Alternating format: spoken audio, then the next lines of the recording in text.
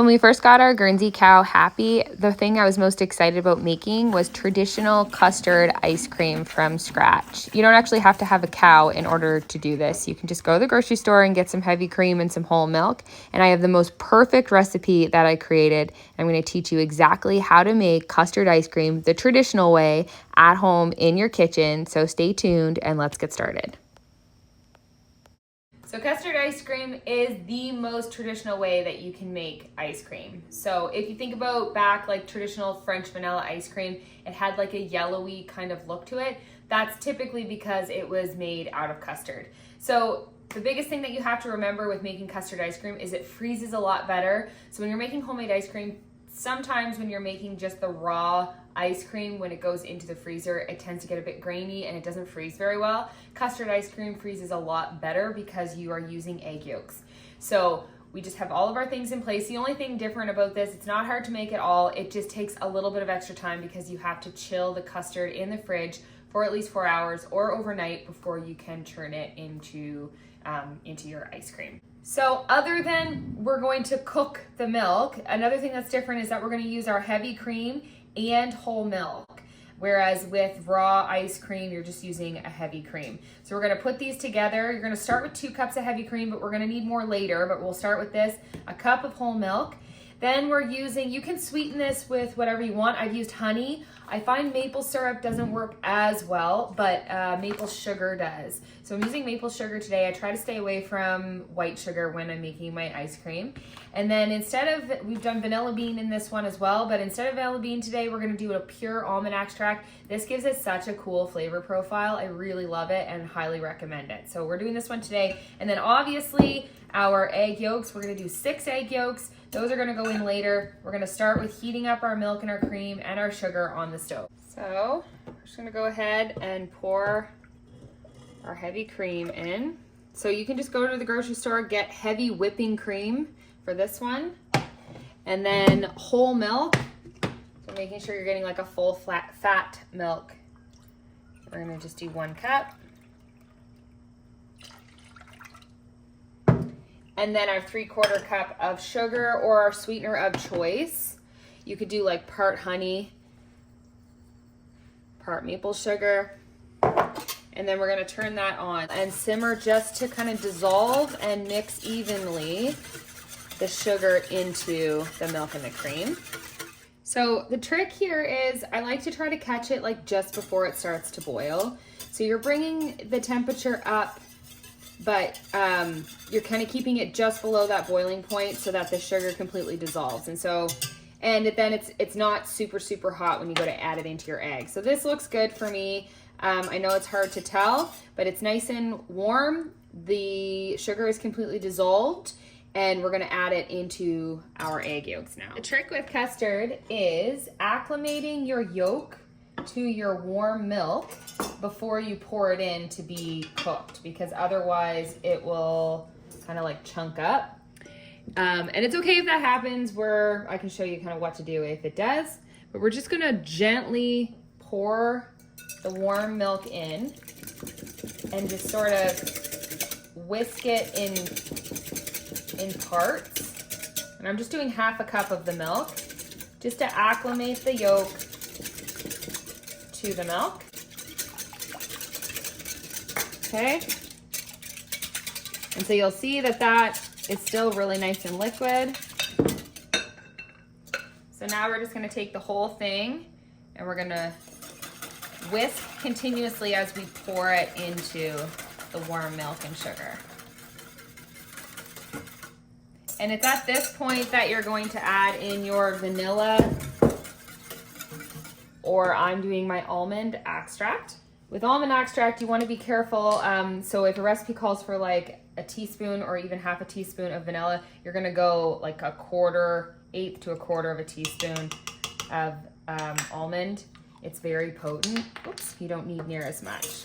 Okay, so we'll mix that up and we'll get it back on the stove. The trick when you're cooking this is to heat it very slowly. If we start to heat it really fast, then the eggs will scramble. So we're gonna try to heat it. We have it like on a medium heat. We're going to heat it up enough that this starts to thicken, because this is quite liquidy right now. We want this to thicken enough that it's like a custard consistency, but we don't want it to thicken enough that the eggs scramble. So this is just the only part of the process that's a little bit of a dance and requires your full attention, so that, you know, you don't go past that threshold from liquid to scrambled. So it's starting to really heat up now. You have to, again, you just have to watch it. It's a bit anticlimactic because it's not like you're really bringing it to a boil. You're trying to catch it before it gets to that point. So it's starting to get thicker. That might be hard to see in the video. But what ends up happening is if it gets too hot, it starts to get grainy. And it's okay if it gets to that point. I sometimes will purposely let mine go a little bit further to get a bit grainy, and that's just the egg in it. And I'm gonna teach you a trick on what you can do if you walked away for too long and you come back and your custard is really grainy. It's not all lost. You can certainly bring it back and it still makes great ice cream or great custard if you're just using custard for something. It's starting to get pretty grainy now. So we're gonna pull it off the stove. It's hard to tell that it's thickened up, but we're gonna pull this off the stove and I'll show you my trick. So we're gonna come here and we're just gonna pour this all back into the glass bowl that it was in. And I purposely let this go too far so that I could just show you guys that it's okay if it does. I could have pulled that off a little bit earlier, but I just remember the first time that I made custard ice cream and I overcooked this and I was so upset that I thought I was gonna have to throw it out. So you do not have to throw it out. So I have my trusty Ninja immersion blender, or you can put this into a blender that will sustain hot liquids. So if you have any graininess in there at all, we're just gonna go in with this.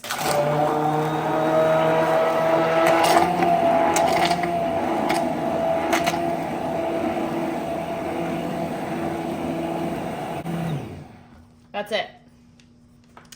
And now it loosens it up a bit, but now it's completely smooth. So now what we're gonna do is this is going to stay on the counter and cool off completely, and then we're gonna put it into the fridge. And so I'm gonna cover it, put it into the fridge. It's gonna stay in the fridge for at least 4 hours, but I like to do overnight. So I'll probably come back to it in the morning and we will make it into our ice cream. So it is the next day. I let this sit in the fridge overnight. Again, you can do 4 hours. And we have our ice cream maker plugged in. So we just have the Cuisine ice cream maker. And I'm not super well versed in ice cream makers. I do like this one. However, it does require you to have your jug in the freezer. I keep mine in there all the time. I just wash it and put it right back in, because if you don't, it takes 24 hours for it to freeze enough for you to make ice cream. And I've made that mistake where I've put the ice cream into the bowl before it was fully frozen and it didn't make my ice cream. So that's my only kind of complaint about this. You just have to remember to put it back in the freezer every time you use it. I know there are ice cream makers out there that don't require you to keep this in the freezer. And then there's this little unit that just sits right in there as well. And then the cover goes right on top and there's a little hole there. So you're gonna turn it on and then we're gonna start to pour in our custard. You can just make your ice cream just with this. With my recipe, we're gonna use our custard that we made on the stove yesterday, and we're also gonna add some extra heavy whipping cream, and that works really nicely. I find this a bit too sweet. You can also lower the sugar in this if you just wanna use the custard. I find this a bit too sweet, so I like to add a little bit of extra cream. So we're gonna turn this on, it's a little loud. And we're just going to start pouring. You'll see how thick it got sitting in the fridge all night. It's immediately gonna start to harden.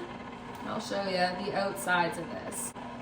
And then I like to add just a little bit of salt. And then we're gonna also take our cream and we're gonna pour that in as well.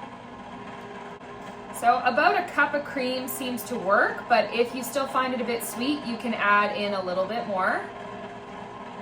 So as you're doing this, you can kind of take your spoon around the outside and you can see it's already starting to form your ice cream. So I like to do that as the process goes along, and I don't know if that's just this machine. Otherwise, I find the outside really hard ice cream and the inside more of like a softer ice cream. So I kind of just go in every once in a while and peel those hard parts off the sides.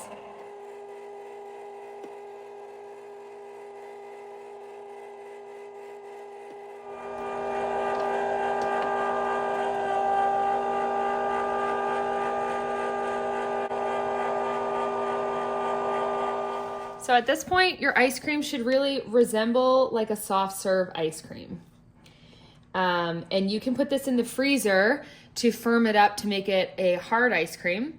But you can add at this point like peanut butter swirl, keep it going and it will swirl it around, or like a caramel swirl. I've added my own homemade Reese's Pieces into this. You can kind of do whatever you want, but I like to let it get to this point before I start adding a lot of stuff in with it. So you can kind of see how on the edges, when I peel it off the frozen parts, it looks like hard ice cream. So if you want this to resemble more of a hard ice cream, you just put it into the freezer. Or if you want, you can just scoop it up now and serve it as a soft ice cream. It freezes a lot better with the custard base. Okay, so then you just have to take the center out. And that will obviously be covered in ice cream. The custard is what keeps it really creamy. And then the raw cream added in. You could also add it in at the beginning with your custard. You could add an extra cup in to your custard and that would work too. So those are just two different ways that you can do it. Okay, so we're just gonna go and scoop out. And this is something that my kids like eat a lot of, and I always feel really good about them eating this. I know that there's still technically sugar in it with the maple sugar. However, it's a lot less than what you're getting in, you know, regular ice cream, and I'm fine with them eating this. I feel like it's a really healthy alternative. So our little dish of ice cream, you can drizzle some chocolate sauce on there if you want to do sprinkles or anything like that. But homemade custard ice cream. Yum. The final tip for this particular ice cream machine, I'm not sure, I can't speak to other ones, but for this one, I have taken the bowl out. So for example, if my kids have friends over and they're all running around, you can take this out and just leave it on the counter, just put a plate on top of it. It will stay frozen in this bowl for several hours. So you don't have to put it in the freezer or anything like that. You can just make your ice cream, leave it on the counter, put a cover on the top of it, and you know, the kids can kind of come back and forth and pick away at it throughout the day. If it's like a really hot summer day and they're coming in and out and just grabbing little dishes or cones of ice cream, you can just leave it right on the counter. And the nice thing about that is it just maintains its consistency without it getting too hard. Because sometimes when you put it into the freezer, it can be a little bit tricky for them to scoop it out on their own. So this is just a nice way to just leave it and they can kind of pick away at it as they want, because as you can see, it doesn't make a ton. Obviously, it's making about 4 cups of ice cream. You know, that's not gonna feed a ton of people if you've got a lot of people in your house. So that's a nice way to just kind of have it on hand for the day. So as always, thanks so much for watching. If you're interested in more recipes or tutorials for sourdough or tidbits of our farm here in Nova Scotia, be sure to subscribe to our channel, Turner Farm.